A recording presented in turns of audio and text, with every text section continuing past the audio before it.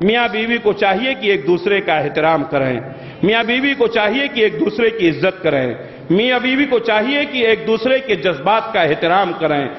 آپس میں جب اختلاف ہوتا ہے تو گھر کے اندر پریشانیاں ہوتی ہیں، میاں بیوی کے اختلاف کی وجہ سے سسرال والوں کو پریشانی، گھر کو پریشانی، ماں باپ کو پریشانی، بھائی بہنوں کو پریشانی، سارے لوگوں کو پریشانیاں ہوتی ہیں، اس لیے کہ یہ جو میاں بیوی کا رشتہ ہوتا ہے یہ دو خاندان کا رشتہ ہوتا ہے، پھر اس خاندان سے کئی رشتے جڑے ہوتے ہیں، جب ان کے اندر دراڑیں پیدا کرتی ہیں تو کئی خاندان ٹوٹ جاتے ہیں، کئی رشتے بکھر جاتے ہیں۔ تو سب سے پہلے ہمیں یہ کوشش کرنی چاہیے کہ میاں اور بیوی دونوں نیک ہوں۔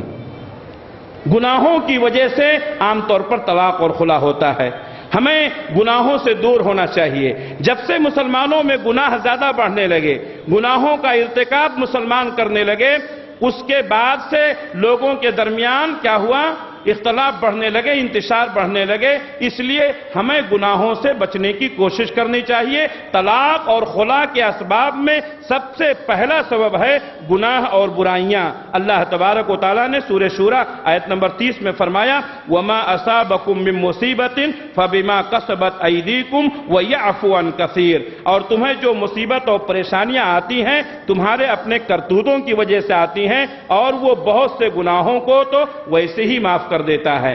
پتہ چلا شوہر بڑا نمازی ہے، بیوی جو ہے بے نمازی ہے، یا بیوی نمازی ہے شوہر بے نمازی ہے، دونوں میں سے کسی ایک کا گناہ میں مبتلا ہونا یہ دونوں کے مزاج کے ٹکراؤ کا سبب بنتا ہے، اور جب مزاج میں ٹکراؤ کا سبب بنتا ہے تو یہ رشتہ زیادہ دنوں تک نہیں چل سکتا ہے۔